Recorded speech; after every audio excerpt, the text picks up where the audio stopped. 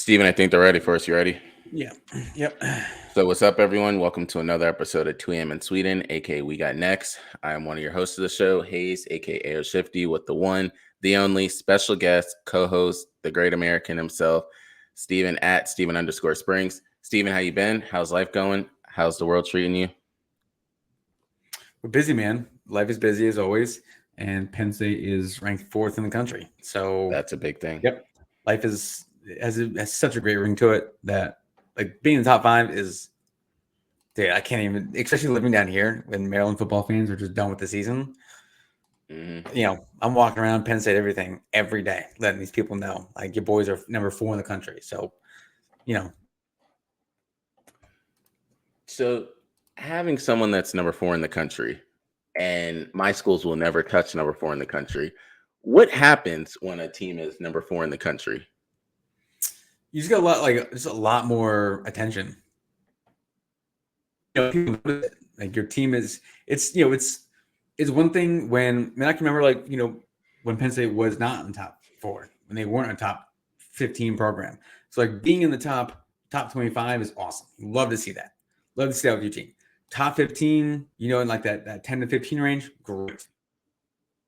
Line top 10, you get there, maybe you get some 9-10 win seasons, you jump up to the top 10 from like that 6 to 10 range. And I think just like in the world of the college football playoffs, it means a lot. I think it gets like that upper echelon of teams in the top 5.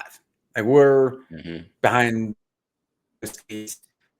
Oregon, Ohio State, and Oregon played this weekend. Great game. And then your boys are number 4 in the country. And then Bama and Georgia and all those other teams are right behind us. But, like, it just has a different ring to it when you're in the top 5 in college football. Like, people aren't going to say it because Penn State fucks up every year and we end up, losing games we shouldn't, or lose to Ohio State or Michigan. But, like, you can ask anybody, dude, this team is really good. This Penn State team is really good. And I'm super pumped for us to go out to USC. USC cannot block us up front. It'd be great. Quick slants are out. Definitely. But just like saying your team is ranked in the top 5, and I've already had some of my boys text me like, "Bro, your team's." I'm like, yeah, I know. Yeah, trust me. Like, you're gonna hear about it. Like, Penn State, I'm gonna say as often as humanly possible that my team's in the top 5, and Maryland football is not. So it's great. It just has a different vibe, dude. And I'm sure we don't have a home game until November 2nd. We have USC this weekend. We have a bye week. You, me, BJ going out to Wisconsin in 3 weeks. That's coming up quick. And then November 2nd, it is very quick. And then November 2nd, we play Ohio State at home. So we don't play at home until November 2nd against the Ohio State University. That could be like, we could be looking at like a historic matchup at that point of the season, especially in this playoff picture. I'm not gonna get ahead of myself. I have plenty of time to do that, but to answer your question, it just has a different vibe to it when your team is ranked in the top 5. So I'm going to circle back around to a lot of different things that Steven just brought up in terms of college football in a second. I do want to touch on 2/3 important stories. The first one is you did start to touch on the quick slant. Kind of go in depth about the quick slants or give a little taste of what's up and coming. Because if anyone listened to last week, you heard about the talks when he talked either about UCLA, when he talked about Kent State before, and previous other matchups. And he'll always break down who he thinks are kind of the best matchups within the game, what's kind of going to happen. But give us a taste of what you're expecting this upcoming week, because technically, if Penn State handles business, they should close in at least number 3 next week. Yeah, I mean, you just gave a pretty good rundown of what episodes are like. Yeah, we have a very good chance of, we'll be, if we take care of business on Saturday, we'll be 3rd in the country. Depending on how things go against, we could be number 2 because Texas could lose Oklahoma. So Again, I'm not getting ahead of myself. We have to take care of business on Saturday, but it's all out right in front of us. And that's what happens. This really sucks because we get to this point of the season, Penn State's ranked top 5, or we get close to that point, and then we fall. And then the season just unravels from there. So, this is one of those, you're heading to bye week with either you're going to be hurting from a tough loss, against the USC team that's, falling apart a little bit, or you're 6-0, top 5 in the country, maybe 3rd in the country heading into a bye week. You get a week to be healthy, sit back, relax, and you got Wisconsin and then Ohio State. So I don't touch on any of that, but going a little bit of stats. We threw some stats around this week. Like I said, I think Penn State dominates USC at the line of scrimmage, and we go over 300 yards on the ground. But yeah, you will talk about some of the players of the game from last week. What we liked, what we didn't like, we want to see going forward, and just get everyone pumped up for another big weekend for the boys. 3:30 on CBS. Yep. By the way. So that's a big thing for anyone on the West Coast. You clearly know that's 12:30 out there. The other part I want to touch on. So I've heard from both sides in terms of the Robert Saleh story. So I'm getting into this from various different angles.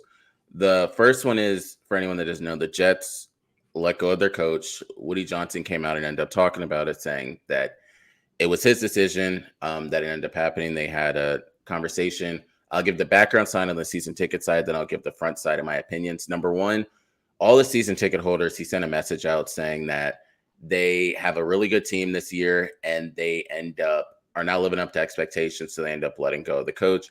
It was his decision. He spoke with the general manager, and he didn't talk about the security guard walking him out the building, but he said that they all trust in Coach Albright to end up leading the team in the right direction. For starters, they have said only once has a team in the recent years, once is a team that has let go of the coach in the middle of the season, made the playoffs, and that was the Raiders. Other than that, it hasn't really happened in recent years. The second part to this is they just lost against the Minnesota Vikings as well. They only had technically Aaron Rodgers for 2 years. Of course, they can try and see what happens after that. But Robert Saleh is no longer there. The other side to it that people are talking about is the patch. I'm not going to go in depth on to it, but they talked about the patch. That was one reason why he got let go. But also, if you look at how the team was, that's why they let him go. I feel he's a scapegoat. But what are your thoughts? I would agree. These types of things go down the rabbit hole of like, whose fault is this? Like, is it on Robert Saleh? Like, is it really? Like, if you've seen it, they're really like, is it on him? Like, if you look at their defensive numbers, they've had one of the better defenses in the league. He's been there. So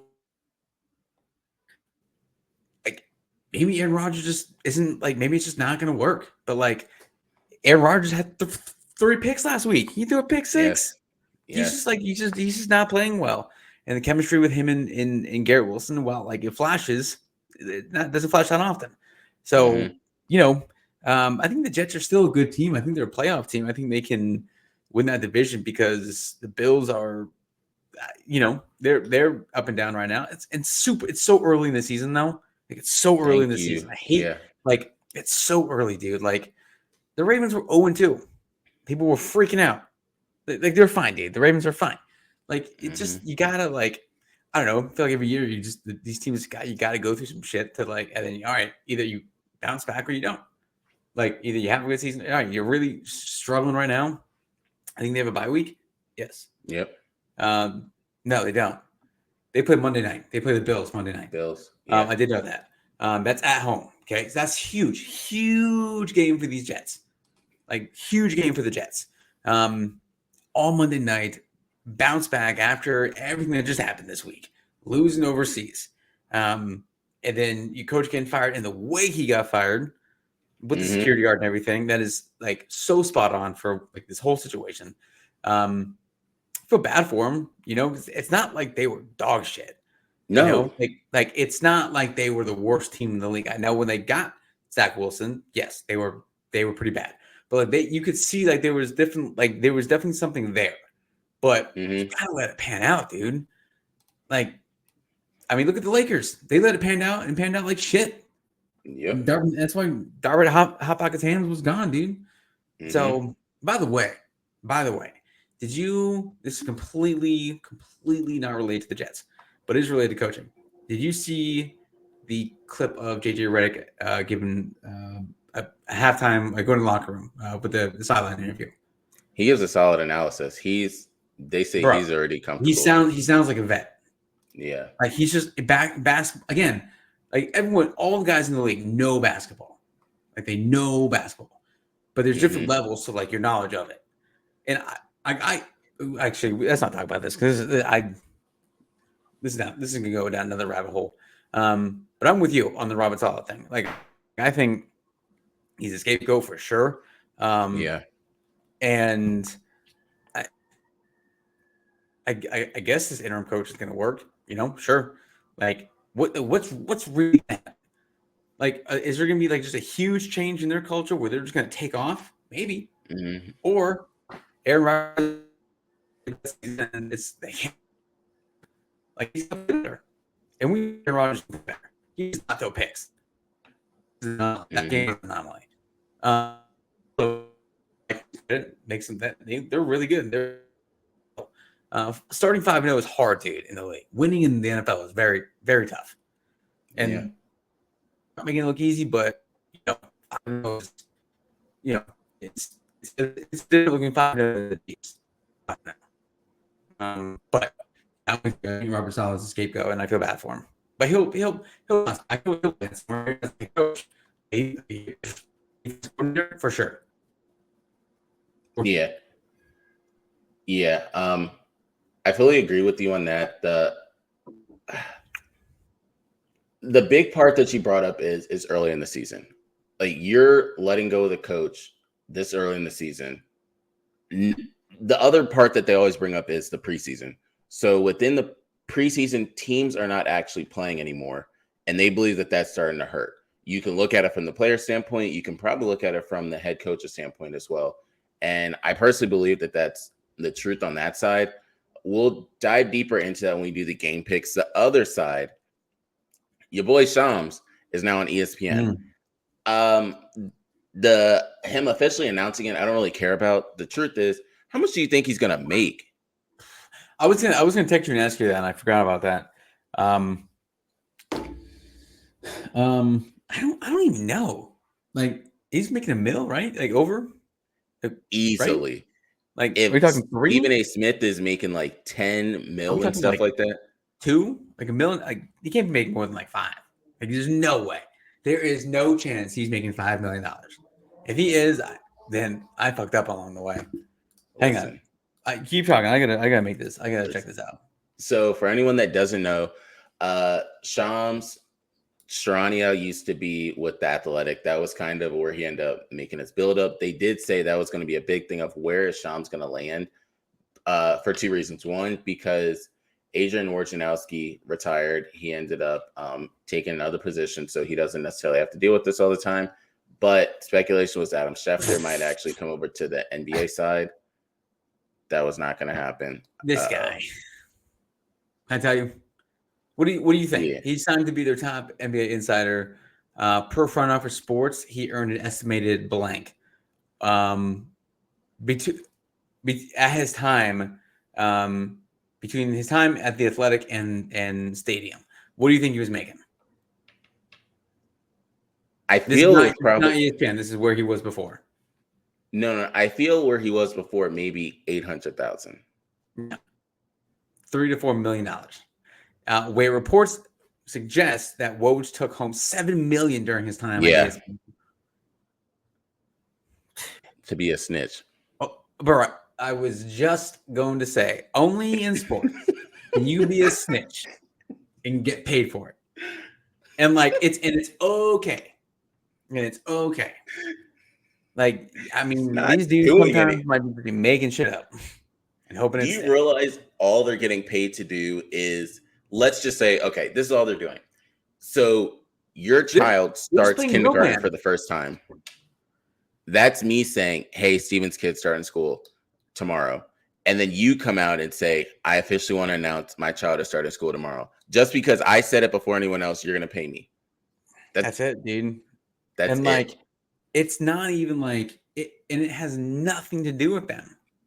Mm-mm. You know what I mean? Like these stories aren't like they're just. I cannot believe that. God, man, I fucked up along the way. Only in sports does this stuff happen. That's wild. Yeah, so that's kind of the big thing. You can only imagine he's making at least, I would say, 5 or 6 million. Yeah, I would agree with that. And that's Maybe to I should have start. Mason. Maybe I should have Mason be the snitch of the neighborhood and get Yeah. all the inside sources and like. Could you imagine? Yeah, I could. I could actually. So that was the first thing. Now I want to touch on the stuff that I've been really following and focusing on. There's numerous different topics that we're going to touch on with this. For starters, each week I start to bring this up more. I've been listening to more and more of and watching more and more college football. I'll go through the top 10. Number 1, of course, is Texas. We talked about 2 Ohio State, 3 Oregon, 4 Penn State, 5 Georgia. So when you look at that, there are 3 teams in the Big Ten now that are in the top 5, and then 2 are in the SEC. To round it out, we have the U at number 6, Alabama, number 7, number 8, Tennessee, number 9, Ole Miss, number 10, Clemson. So it's still a majority of the SEC. Stephen, a couple of things I want to talk about with this. Number 1, this week against Oklahoma for Texas is a big game, but I would say that huge game that's going to shake up all the top 10 is October 19th. And it's Texas against Georgia. And that's another one too. Yes, Ohio State against Oregon is a big one, but I'm talking about for Texas' schedule. Texas against Georgia is big because Georgia can't lose 2 games. Like, they can't have 2 on their resume at this point in time. And then the other part is if Texas wins against Oklahoma and then wins against Georgia, that's huge for them. Then the other part to this is Ohio State needs to get past this game against the Ducks, but then they have to play against Penn State on November 2nd. And it's like, if you can get through both, that's their schedule. What we've been waiting for is coming up right now, because that's Ohio State's schedule right there. That's Texas' schedule. And then Oregon has to get through this, one, to just prove that they can handle the Big Ten itself.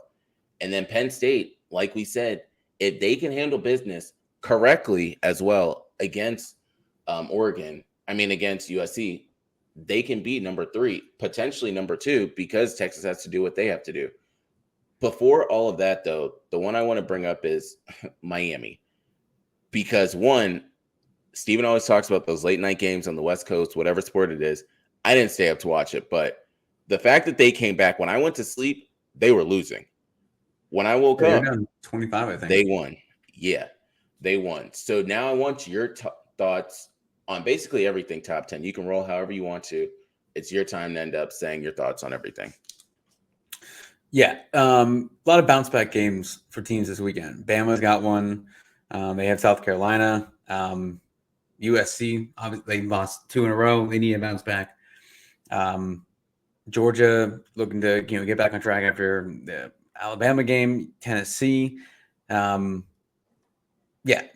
Miss. All these teams. Ole Miss goes to LSU 7:30. That's tough. Florida goes to Tennessee. Florida's fighting for their life. Tennessee just lost, so they can't afford to lose the second game. So there's this is when the fun starts for college football. You have Texas, Oklahoma, you have Penn State, USC, you have Oregon, Ohio State. I hate them, but I think Ohio State runs away with this one. They by a couple times this year. I think Ohio State's defense is really good. Oregon, it's in Eugene, so there is that 7:30. But Ohio State hasn't played anybody really. They haven't been tested at all, which is typical for them beginning of the season. But I just think they're a much better team than Oregon. They're favored by 3 right now. Over-under is 53.5, which is also a big number.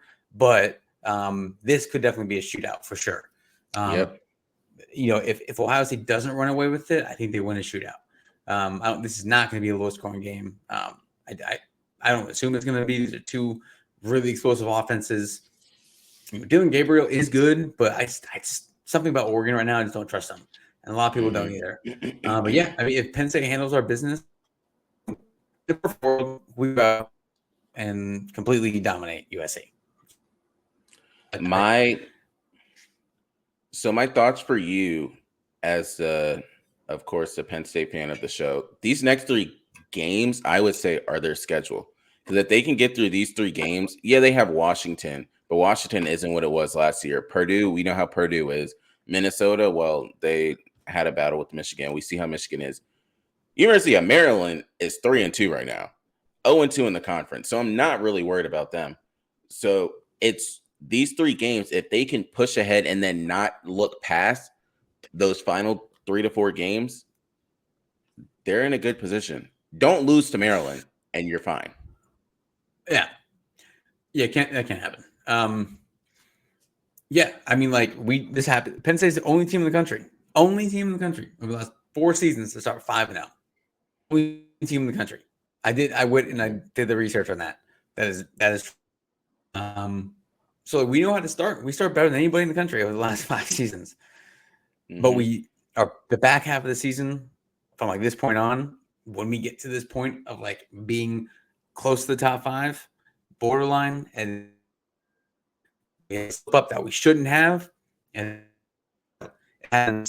multiple times now at a different level than we have over the last couple of seasons. A lot of confidence from offense and confidence in the defense, and the defense has confidence in the offense, which hasn't been the case over the last couple of seasons.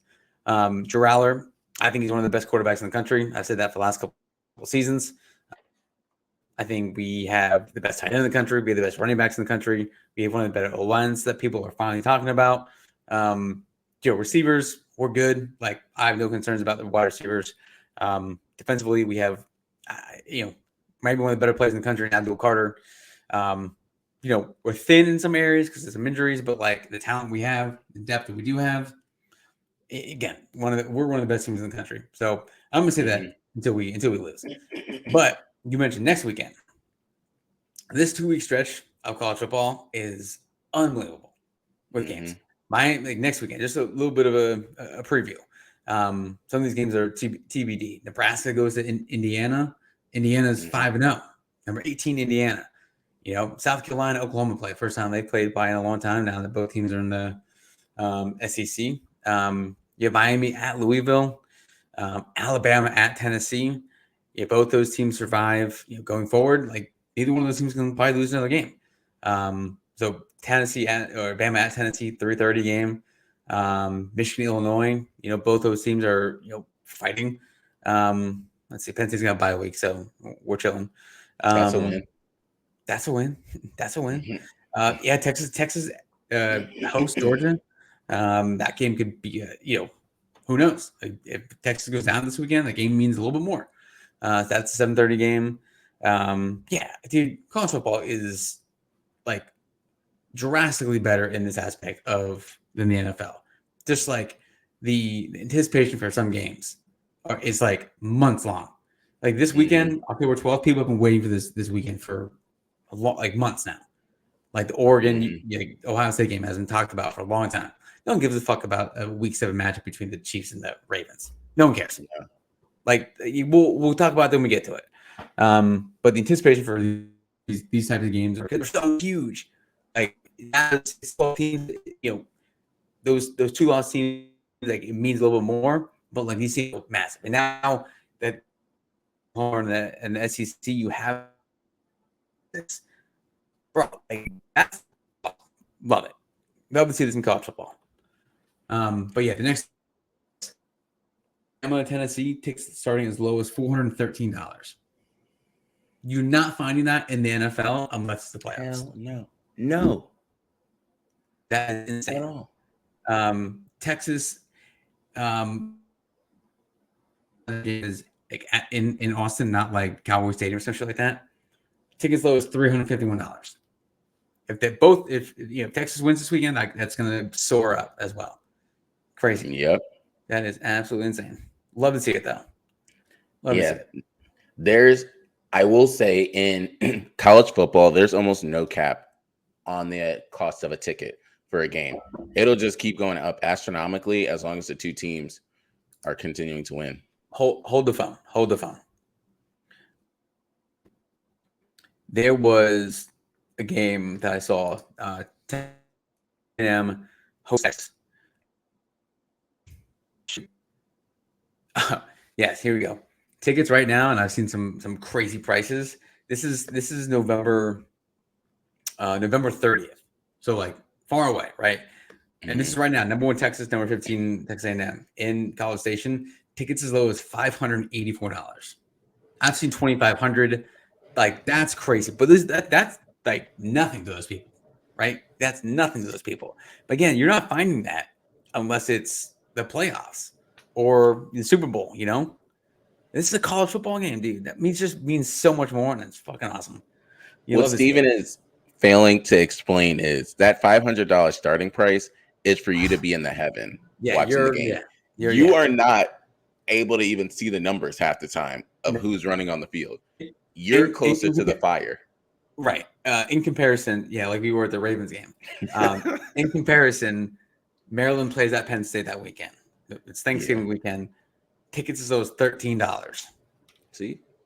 And like it's the same weekend. So it's Thanksgiving weekend. Nuts. Big thing I will also say is the weather does play a huge impact. And I know those type of games like Texas A&M, that weather's probably going to be at least 60 degrees. Yeah. I don't think we're going to get super lower than that. What I do want to bring up is 3 different Heisman candidates. And I'm just going to say their stat. And you should be able to guess it. So this player is number 1 at this stat and is 261 yards ahead of the next person.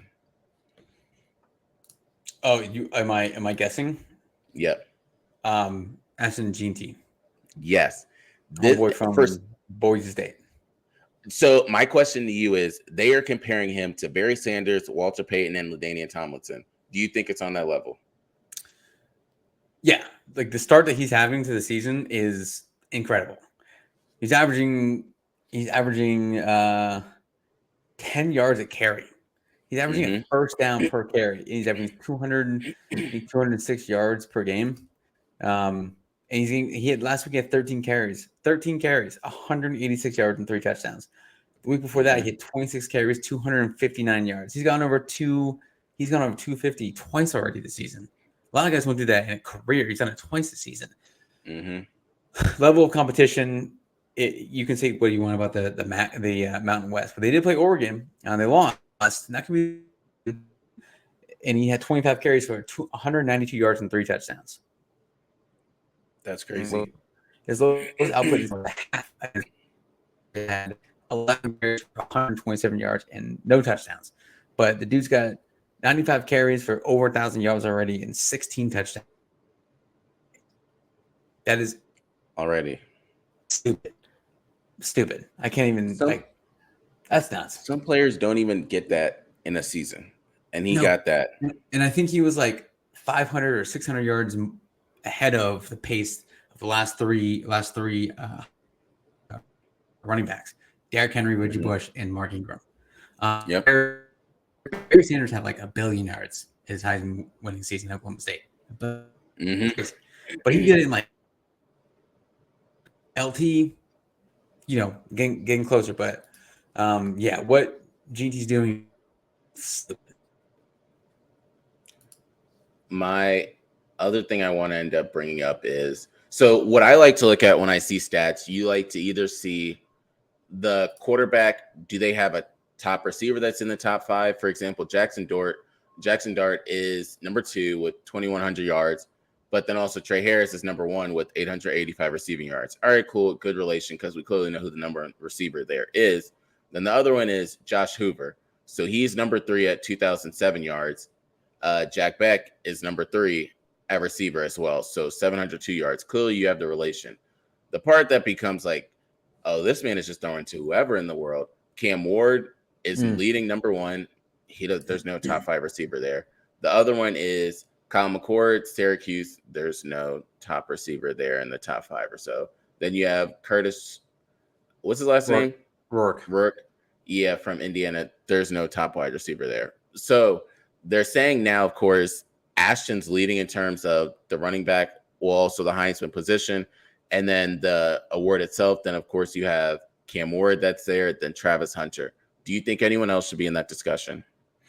Um, Probably not right now. Um, I think Miami has to. I mean, everyone's got to keep winning, especially Colorado. Yeah. Um, I think Travis Hunter should probably get it. Um, That's so crazy. Yeah. I don't think GT's going to win it because he plays with Boise State. Dude, freaking Melvin Gordon had 2,500 yards his senior year. I think he finished third in the Heisman. And like Wisconsin was I think 9-3, maybe 10-2. So like you have to like Travis Hunter is going to be the reason why they win 7 games. If Yep. Miami goes undefeated, yes, like Cam Ward, no doubt. Like, but they can't lose. They can't lose a game. But he's got 2,200 yards, 20 touchdowns, 5 picks. But they have to they got to win the SEC and be one of like a top 5 team. I think for him to just really do it. But if Boise State goes 11-1 and they're in top 10 and GT continues to do what he does, that might turn some heads. Travis Hunter, like they got to go 9-3 probably, and he's got to just put up crazy numbers and have just like he's got to have one of those like maybe like a couple of those games, a couple of those moments. He's already had a few, but he's got to have like some of those moments. But I think those are probably the top 3. If Indiana keeps rolling, Curtis Rourke could be up there as well. But that's you got a ways to go for that one. Jackson Dart, Ole Miss lost, so I think his chances are kind of done. Trying to shoot any other quarterback. Shedeur Sanders, his name will be up there, but he's not. His numbers aren't crazy. 70% completion, 1,600 yards, 14 touchdowns, 3 picks. But I think Travis Hunter will be the guy. If I had to give it to somebody, I'd probably go Travis Hunter. Okay. I think he's probably the best player in the country, and I think that's what the award is. I mean, he does everything. He does everything. So I'd probably lean towards Travis Hunter, but GT's not too far behind. Do you know who Boise State plays this weekend? Hawaii. Do you know what Hawaii is known for? Not playing defense. Yeah. He could rack up. Hang on. He could probably rack up 300 if he wants to. Easily. Miami, or Hawaii. I mean, let me look at where they're at in this. So the other reason why I brought this up is if you look at the betting odds when you try to bet on GT, you can't just bet 1 touchdown. Half the time, it's not even smart to bet 2 touchdowns because it's in the minus already. You have to bet 3 touchdowns at that. So if I wanted to bet 150 yards and then 3 touchdowns, it might be plus 150 or plus 200 at best. In the NFL, that's great. Dude, 150, that's incredible for the NFL. But what he's doing is nuts. Good for him. So that was kind of the main thing on that side. I want to go to the big boys before we kind of close up everything. And there's a lot of different topics I want to talk about. One, we're not going to bring up CMC because, he's probably still coming back from Germany at this point. The only one I want to bring up, and I just don't want us to get canceled for this because I've heard at least 3 or 4 different doctors talk about this. And when I tell you they have to tiptoe around this topic because they know the truth and they can't really say the truth, what are your thoughts on what happened to number 17 on the Bills at the end of the game when he attempted to throw it and something happened when he fell to the ground and he went to the tent and came back in? I mean, how bad do you think his leg is? Yeah, I think the injury report is gonna say that. But I mean, he got pretty fucked up. Yes. I mean, like he got tossed. Like his head got just, yeah. He was out. Yes. I don't know. Out. Yeah. Out on the field. Yes. Like arm and everything just went limp. Like unless I don't know, it's like unless you're like into a situation, I mean, like that on the field. I mean, not with how many he's had, but because Josh Allen hasn't had that many, No. he hasn't been out for that reason. Doesn't mean he hasn't had one, but yeah, I mean, the games are just too important, dude. That's Yeah. really it. Yeah. It's like back in the day when we were playing high school ball. It wasn't that long ago, but it's like, all right, how many fingers am I holding up? 2. All right, That's close what enough. it was. That's Go really ahead, what it man. was. Like that was it, bro. Like, you good? Yeah, my ears are ringing a little bit. All right, you're fine. You're gonna be good. Like, you're fine. Yes. Like, So no, there was no like concussion protocol. That was it. How many fingers? 4. All right, yeah, you're good. You're in there. You got one hand. You're good. Fine, go ahead. Like, so that's nuts. But I brought yeah, this up. Games are too important, dude. Like, you gotta win, and if you don't have your best player in the field, you're not gonna win. I brought all this up because some people know her. So Stefania Bell, who's on ESPN, she's essentially like their medical doctor. A lot of the time, they analyze a lot of things, and they were talking on the fantasy football show, but also the regular NFL show. And the way she was so hesitant to talk about that situation, the doctors know the truth. Even a lot of the doctors I follow online know the truth, but it's almost like a cancel culture because if you admit the truth, then all right, we're just going to find some way to like make you disappear. So just so you can keep your job, it's a leg injury.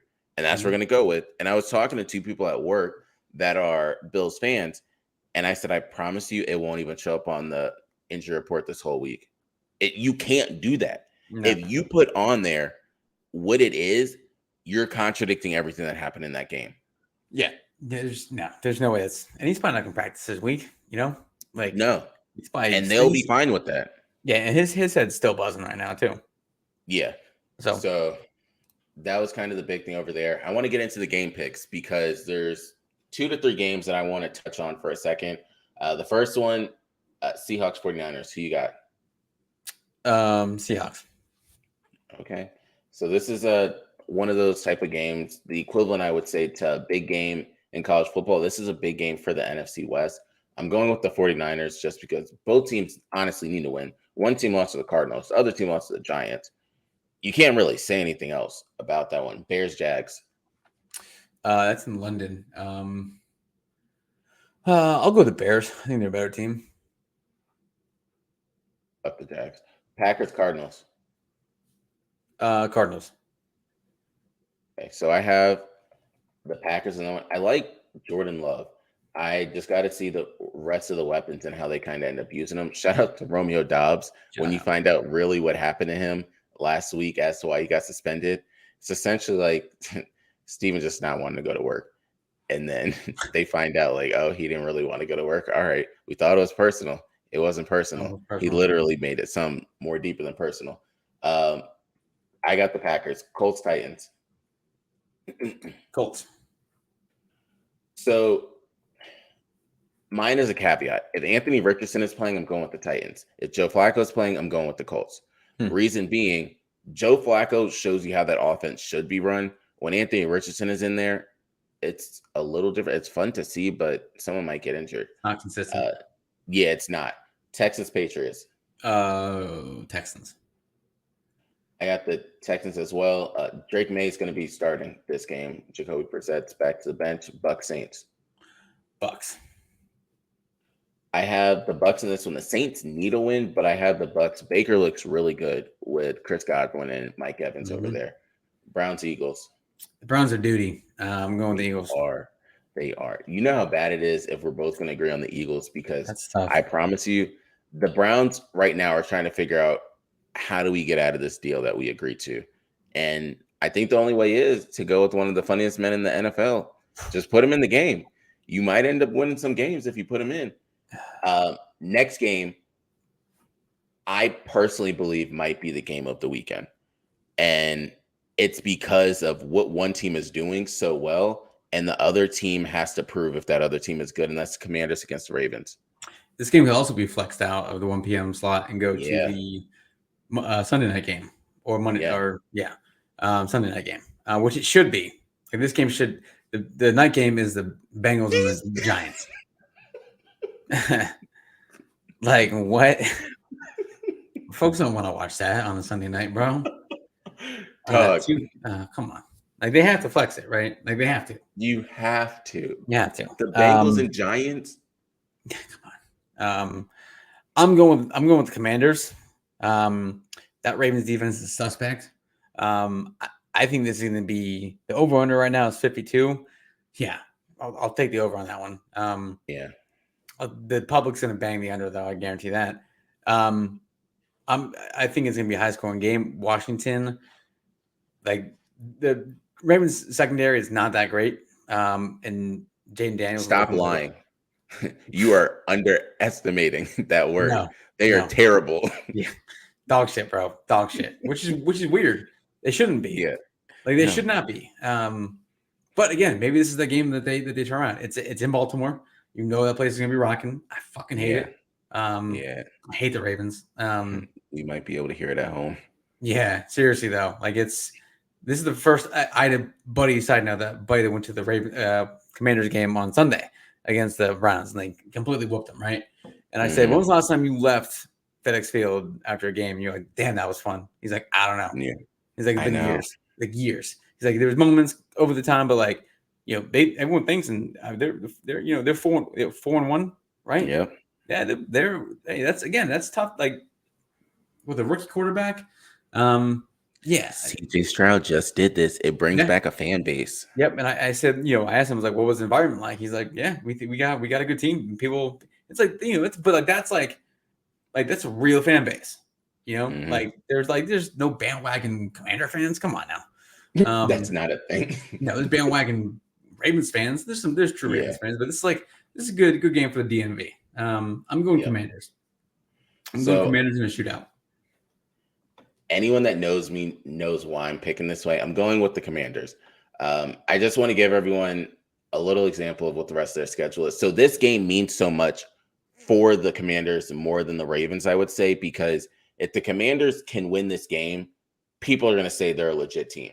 If they lose this game, well, you still got to play the Steelers. You got to play the Eagles twice. You got to play the Cowboys twice. You got to play the Saints and the Falcons. So the rest of their schedule is tough. Daunting. You have this game does dictate kind of how you're going to be because your next 3 games are Panthers, Bears, Giants. The Giants game is nothing to sneeze at because they're playing in Mr. Rutherford himself. So that's kind of a big one there. But Panthers, Bears are big ones. Bears, Commanders is going to be rocking, but they got to get through the Ravens first. So that's kind of the main one over there. But I have the Commanders as well. Ravens got to prove this one. So the next one is Chargers, Broncos. Broncos Nation, let's ride, dude. Easy one. Broncos Nation, let's ride. That defense is nice. The Broncos defense is good.